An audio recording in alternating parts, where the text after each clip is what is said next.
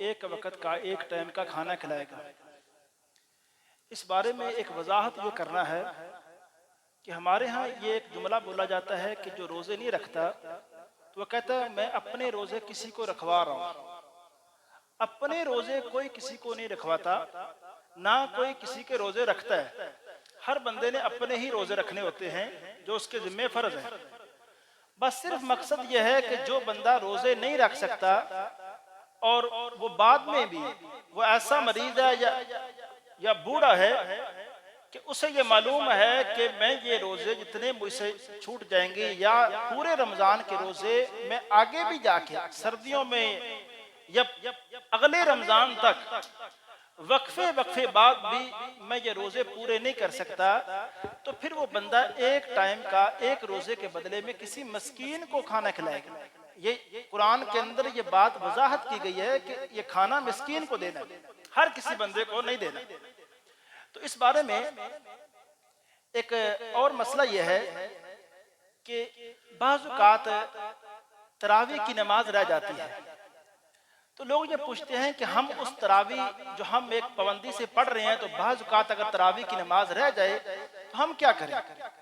तो इस बारे में सही मुस्लिम के अंदर एक बड़ी वाज़ेह रवायत है कि अल्लाह के रसूल अलैहिस्सलातु वस्सलाम ने फरमाया, अगर किसी बंदे का रात का कोई वजीफा, रात का कोई अमल रह जाए तो वो ज़ोहर से पहले पहले उसको अदा कर ले।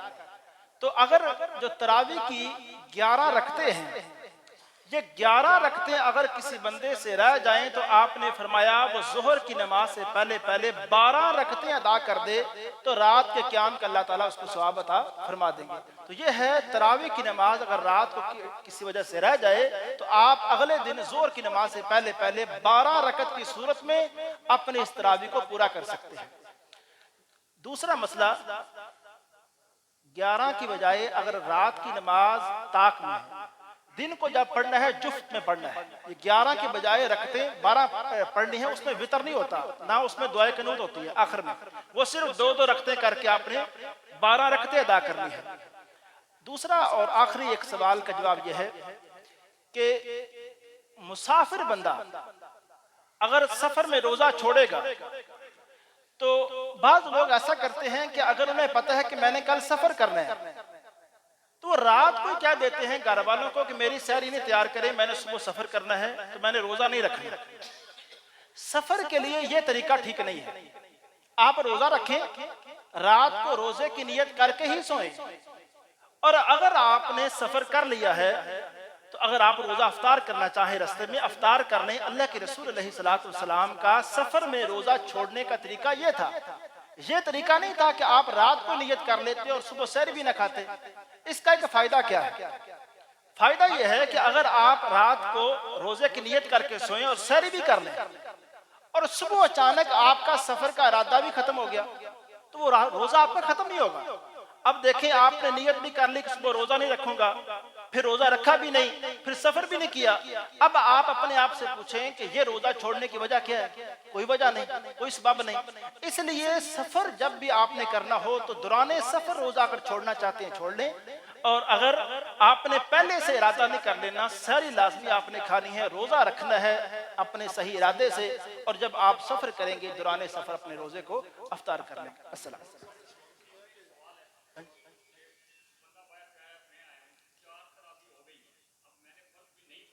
तो तरावी जो 5वीं और 6ठी रकत तरावी की होगी, उसमें अभी ये मसला अभी मेरे साथ पेश आया है कि पहली और दूसरी तरावी में अब जो बंदा 5वीं और 6ठी रकत जब तरावी की होगी वो 4 रकतें ईशा की नमाज की नियत करके वो पीछे 2 तरावियों के पीछे अपनी नियत कर लेगा फर्जों की।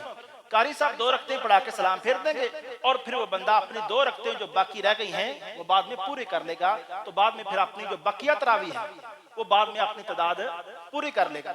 इसमें एक वजाहत करता हूँ, अब जब 5वीं और 6ठी रकत में वो फर्ज नमाज पढ़ लेगा, बाद में उसकी तादाद तो पूरी नहीं होगी, और उसने अगर इमाम साहब के साथ वितर की नमाज भी पढ़नी है, वो इमाम साहब पढ़ाएंगे ताक रकत, ताक 3 रकतें पढ़ाएंगे, और उसने तो अभी अपने तरावी की रकते ही पूरी करनी है। उसका तरीका यह है कि वो कारी साहब के साथ वितर पढ़ेगा 3 रखते ही वो बाई पढ़ेगा, लेकिन 3 रखते जब कारी साहब पढ़ाएंगे वो सलाम नहीं फेरेगा, वो सलाम फेरे बगैर खड़ा हो जाएगा। वो अपनी चौथी रकत पढ़ के अपनी 4 रकतें इस तरह पूरी करके अपनी तरावी की नमाज तादाद पूरी करे और आखिर में फिर अकेले अपना वितर पढ़ ले। ये तरीका है। अस्सलाम वालेकुम।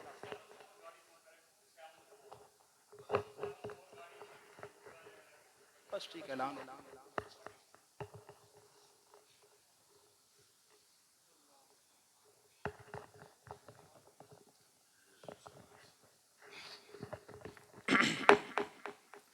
अल्लाहु अकबर।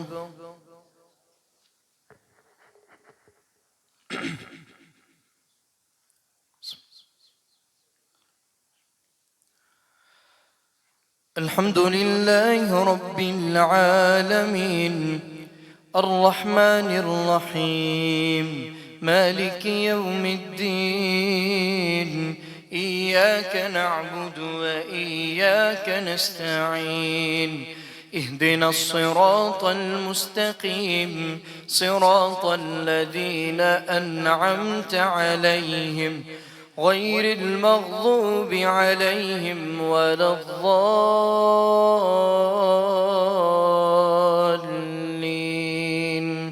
آمين. إذ قالت امرأة عمران رب إني نذرت لك ما في بطني محررا فتقبل مني إنك أنت السميع العليم. فلما وضعتها قالت رب إني وضعتها أنثى والله أعلم بما وضعت وليس الذكر كالأنثى وإني سميتها مريم وإني أعيذها بك وذريتها من الشيطان الرجيم. فتقبلها ربها بقبول حسن وأنبتها نباتا حسنا وكفلها زكريا كلما دخل عليها زكريا المحراب وجد عندها رزقا قال يا مريم أنى لك هذا قالت هو من عند الله إن الله يرزق من يشاء بغير حساب. هنالك دعا زكريا ربه قال رب هب لي من لدنك ذرية طيبة إنك سميع الدعاء. فنادته الملائكة وهو قائم يصلي في المحراب أن الله يبشرك بيحيى مصدقا بكلمة من الله وسيدا وحصورا ونبيا من الصالحين. قال رب أنى يكون لي غلام وقد بلغني الكبر وامرأتي عاقر قال كذلك الله يفعل ما يشاء. قال رب اجعل لي آية قال آيتك ألا تكلم الناس 3 أيام إلا رمزا واذكر ربك كثيرا وسبح بالعشي والإبكار. وإذ قالت الملائكة يا مريم إن الله اصطفاك وطهرك واصطفاك على نساء العالمين. يا مريم اقنتي لربك واسجدي واركعي مع الراكعين. ذلك من أنباء الغيب نوحيه إليك وما كنت لديهم إذ يلقون أقلامهم أيهم يكفل مريم وما كنت لديهم إذ يختصمون. إذ قالت الملائكة يا مريم إن الله يبشرك بكلمة منه اسمه المسيح عيسى ابن مريم وجيها في الدنيا والآخرة ومن المقربين ويكلم الناس في المهد وكهلا ومن الصالحين قالت رب أنى يكون لي ولد ولم يمسسني بشر قال كذلك الله يخلق ما يشاء إذا قضى أمرا فإنما يقول له كن فيكون ويعلمه الكتاب والحكمة والتوراة والإنجيل ورسولا إلى بني إسرائيل أني قد جئتكم ببينة من ربكم أني أخلق لكم من الطين كهيئة الطير فأنفخ فيه فيكون طيرا بإذن الله وأبرئ الأكمه والأبرص وأحيي الموتى بإذن الله وأنبئكم بما تأكلون وما تدخرون في بيوتكم إن في ذلك لآية لكم إن كنتم مؤمنين ومصدقا لما بين يدي من التوراة ولأحل لكم بعض الذي حرم عليكم وجئتكم بآية من ربكم فاتقوا الله وأطيعون إن الله ربي وربكم فاعبدوه هذا صراط مستقيم فلما أحس عيسى منهم الكفر قال من أنصاري إلى الله قال الحواريون نحن أنصار الله آمنا بالله واشهد بأننا مسلمون ربنا آمنا بما أنزلت واتبعنا الرسول فاكتبنا مع الشاهدين ومكروا ومكر الله والله خير الماكرين الله أكبر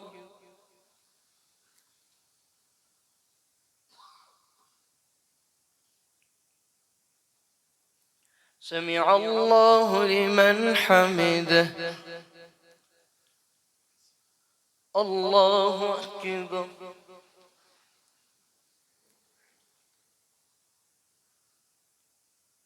الله أكبر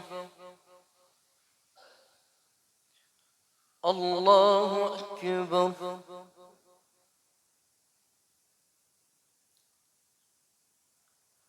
الله أكبر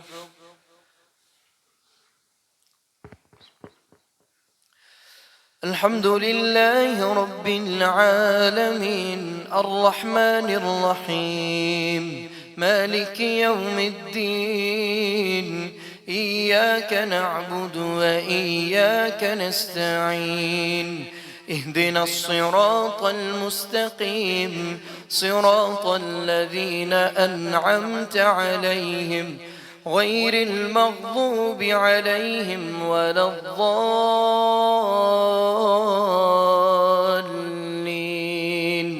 آمين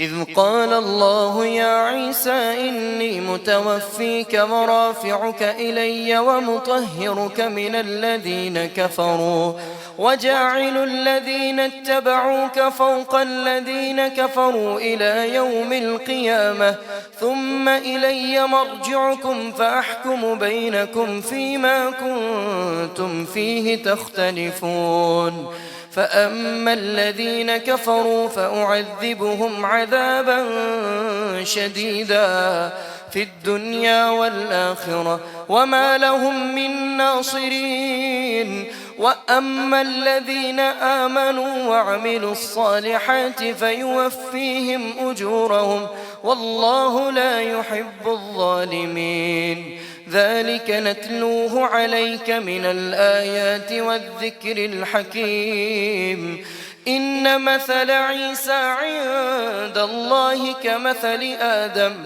خلقه من تراب ثم قال له كن فيكون. الحق من ربك فلا تكن من الممترين. فمن حاجك فيه من بعد ما جاءك من العلم فقل تعالوا ندع أبناءنا وأبناءكم ونساءنا ونساءكم وأنفسنا وأنفسكم ثم نبتهل فنجعل لعنة الله على الكاذبين.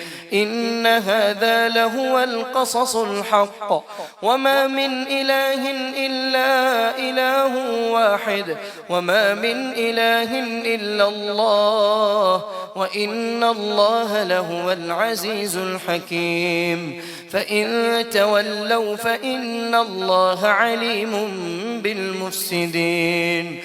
قل يا أهل الكتاب تعالوا إلى كلمة سواء بيننا وبينكم ألا نعبد إلا الله ولا نشرك به شيئا ولا يتخذ بعضنا بعضا أربابا من دون الله. فإن تولوا فقولوا اشهدوا بأننا مسلمون. يا أهل الكتاب لم تحاجون في إبراهيم وما أنزلت التوراة والإنجيل إلا من بعده أفلا تعقلون. ها أنتم هؤلاء حاججتم فيما لكم به علم فلم تحاجون فيما ليس لكم به علم والله يعلم وأنتم لا تعلمون. ما كان إبراهيم يهوديا ولا نصرانيا ولكن كان حنيفا مسلما وما كان من المشركين. إن أولى الناس بإبراهيم للذين اتبعوه وهذا النبي والذين آمنوا والله ولي المؤمنين.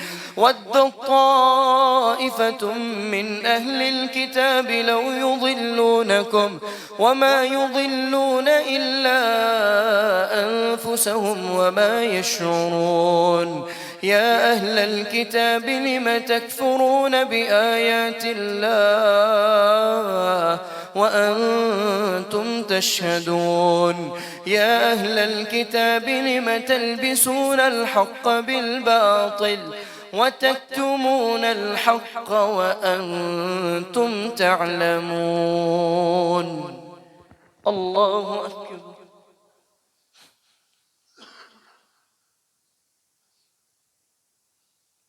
سمع الله لمن حمده.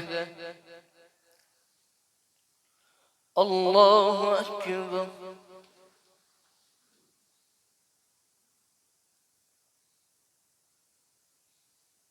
الله أكبر. الله أكبر.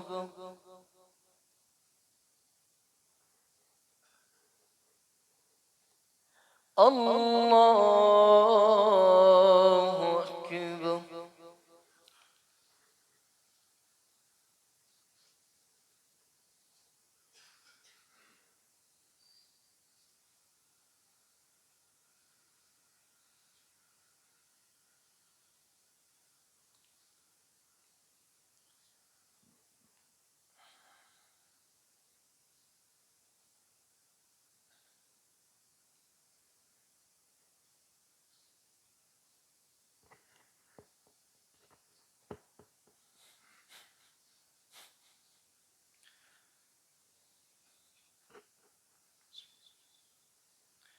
السلام عليكم ورحمة الله. السلام عليكم ورحمة الله. الله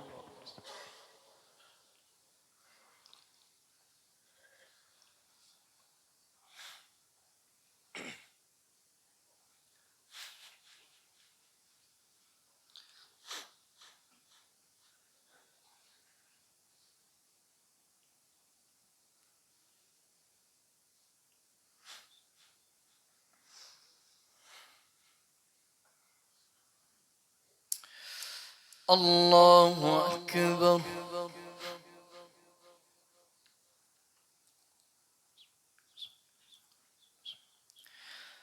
الحمد لله رب العالمين الرحمن الرحيم مالك يوم الدين إياك نعبد وإياك نستعين اهدنا الصراط المستقيم صراط الذين أنعمت عليهم غير المغضوب عليهم ولا الضالين آمين. وقال طائفة من أهل الكتاب آمنوا بالذي أنزل على الذين آمنوا وجه النهار واكفروا آخره لعلهم يرجعون ولا تؤمنوا إلا لمن تبع دينكم قل إن الهدى هدى الله أن يؤتى أحد مثل ما أوتيتم أو يحاجوكم به عند ربكم قل إن الفضل بيد الله يؤتيه من يشاء والله واسع عليم يختص برحمته من يشاء والله ذو الفضل العظيم. ومن أهل الكتاب من إن تأمنه بقنطار يؤده إليك ومنهم من إن تأمنه بدينار لا يؤده إليك إلا ما دمت عليه قائما ذلك بأنهم قالوا ليس علينا في الأمين سبيل ويقولون على الله الكذب وهم يعلمون بلى من أوفى بعهده واتقى فإن الله يحب المتقين. إن الذين يشترون بعهد الله وأيمانهم ثمنا قليلا أولئك لا خلاق لهم في الآخرة ولا يكلمهم الله ولا ينظر إليهم يوم القيامة ولا يزكيهم ولهم عذاب أليم. وإن منهم لفريقا يلمون ألسنتهم بالكتاب لتحسبوه من الكتاب وما هو من الكتاب ويقولون هو من عند الله وما هو من عند الله ويقولون على الله الكذب وهم يعلمون.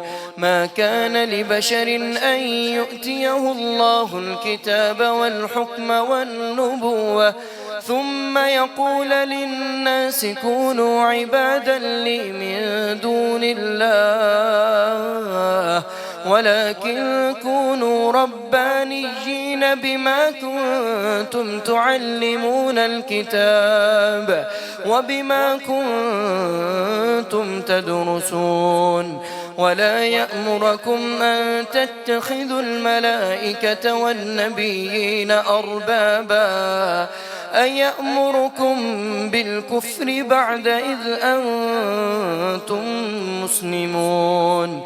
وإذ أخذ الله ميثاق النبيين لما آتيتكم من كتاب وحكمة ثم جاءكم رسول مصدق لما معكم لتؤمنن به ولتنصرنه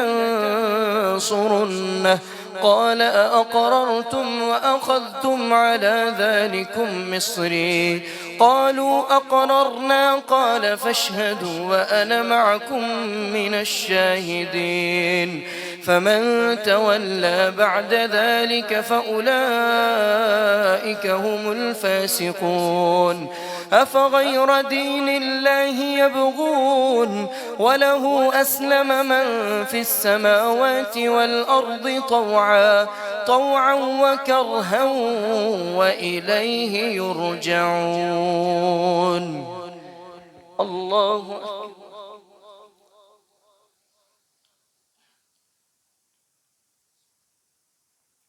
سمع الله لمن حمده. الله أكبر.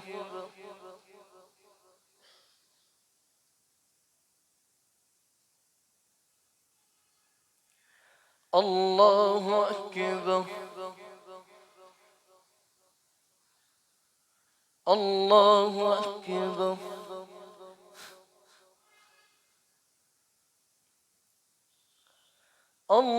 الله أكبر.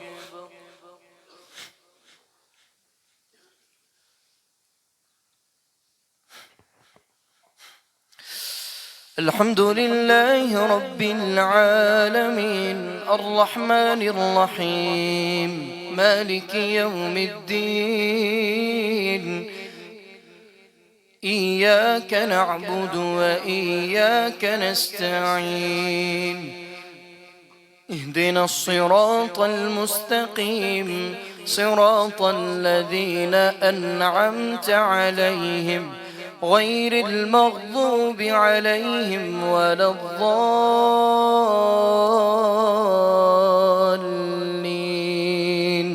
آمين.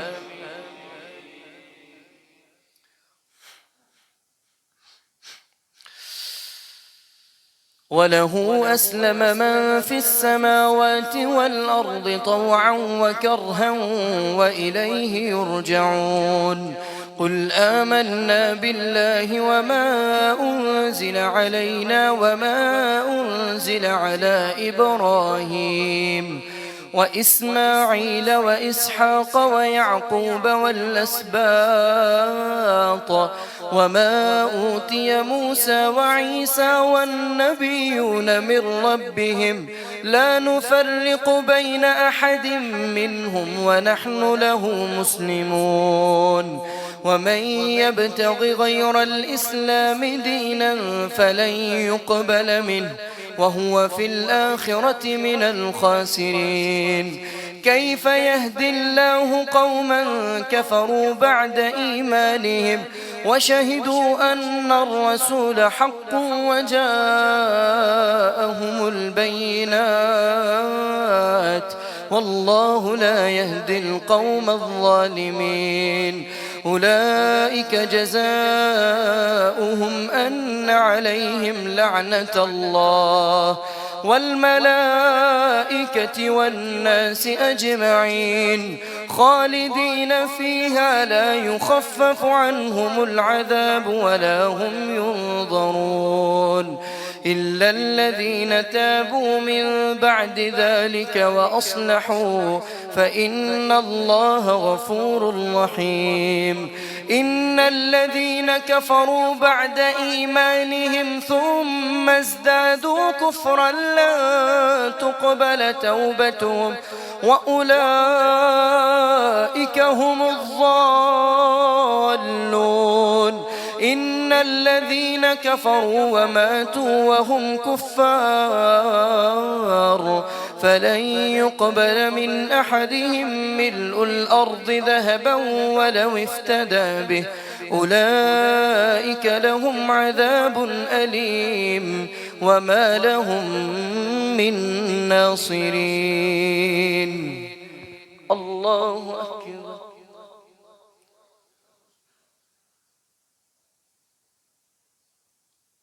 سمع الله لمن حمده.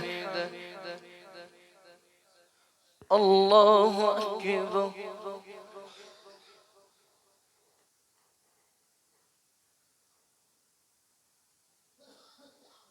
الله أكبر. الله أكبر.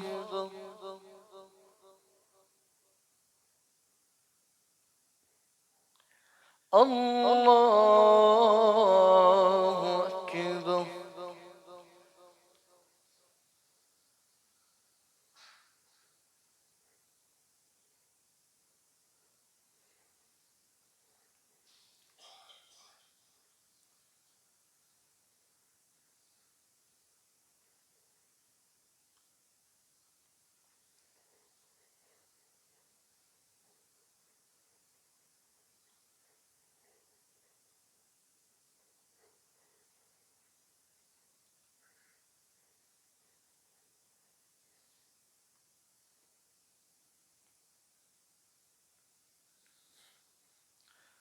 السلام عليكم ورحمة الله. السلام عليكم ورحمة الله. صلاة الفطر.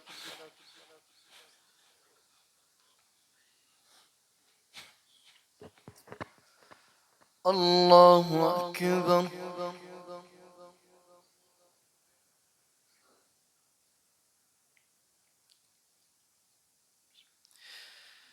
الحمد لله رب العالمين الرحمن الرحيم مالك يوم الدين إياك نعبد وإياك نستعين اهدنا الصراط المستقيم صراط الذين أنعمت عليهم غير المغضوب عليهم ولا الضالين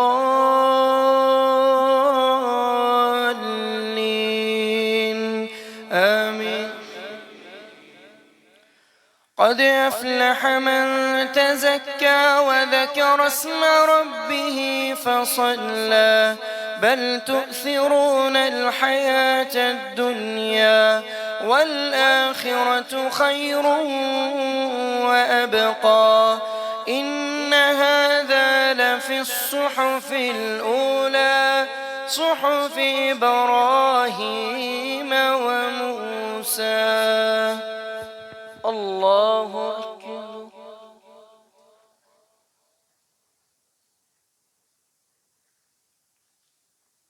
سمع الله لمن حمده. الله أكبر.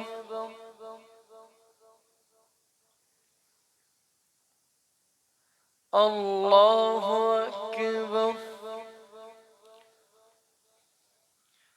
الله أكبر.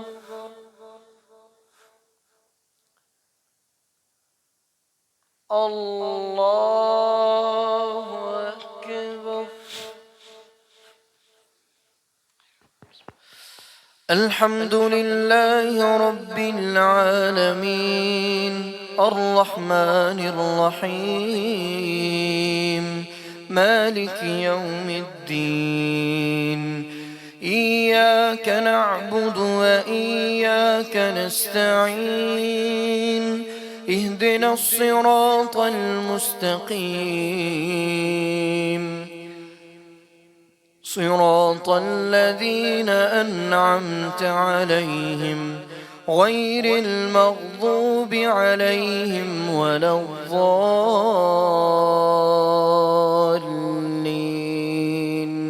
آمين. تبت يدا أبي لهب وتب ما أغنى عنه ماله وما كسب سيصلى نارا ذات لهب وامرأته حمالة الحطب في جيدها حبل من مسد. الله أكبر.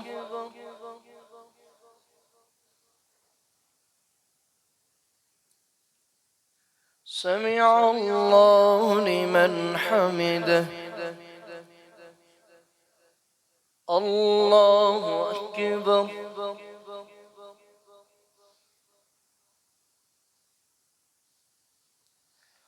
الله أكبر الله أكبر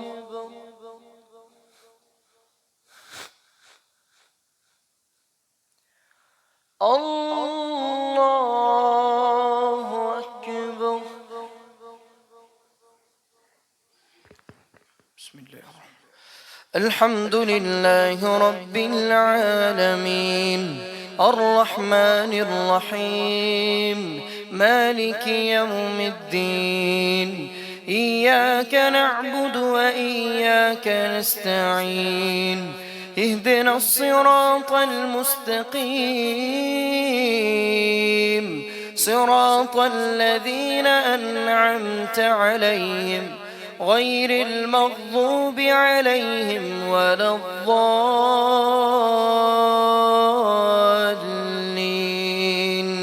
آمين. قل هو الله أحد الله الصمد لم يلد ولم يولد ولم يكن له كفوا أحد. الله أكبر.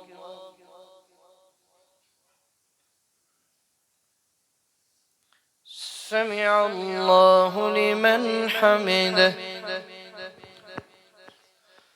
اللهم اهدنا فيمن هديت وعافنا فيمن عافيت وتولنا فيمن توليت وبارك لنا فيما أعطيت وقنا برحمتك واصرف عنا شر ما قضيت فإنك تقضي ولا يقضى عليك فإنه لا يذل من واليت ولا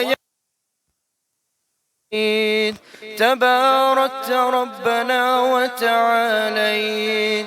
نستغفرك اللهم من جميع الذنوب والخطايا ونتوب إليك. اللهم اغفر للمؤمنين والمؤمنات والمسلمين والمسلمات وألف بين قلوبهم وأصلح ذات بينهم وانصرهم على عدوك وعدوهم. اللهم لعن الكفرة الذين يصدون عن سبيلك ويكذبون رسلك ويقاتلون أولياءك. اللهم خالف بين كلمتهم وزلزل أقدامهم وأنزل بهم بأسك الذي لا ترده عن القوم المجرمين. اللهم اغفر لنا قبل الموت وارحم لنا عند الموت ولا تعذبنا بعد الموت ولا تحاسبنا يوم القيامة. اللهم أنت القوي ونحن الضعفاء وأنت الغني ونحن الفقراء. اللهم رب ارحمهما كما ربياني صغيرا. اللهم اشف كل مريض اللهم اشف كل مريض. اللهم اشف مرضانا ومرضى المسلمين يا شافي الأمراض. اشف مرضانا ومرضى المسلمين يا قاضي الحاجات اقض حاجاتنا وحاجات المسلمين. اللهم تقبل دعاءنا وصلاتنا وقيامنا وعبادتنا وصيامنا. وصلى الله تعالى على خير خلقه محمد وعلى آله وأصحابه أجمعين برحمتك يا أرحم الراحمين. الله أكبر.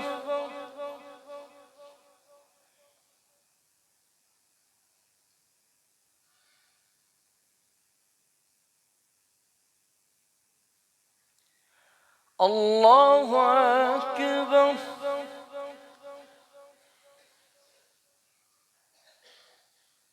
الله أكبر.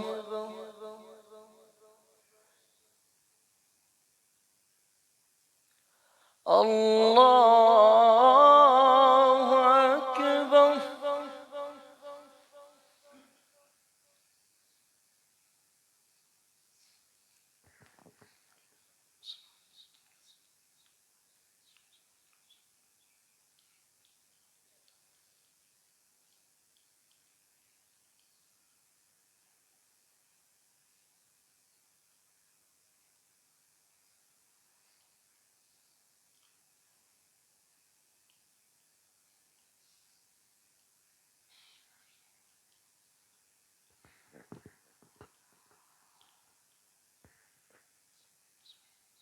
السلام عليكم ورحمة الله.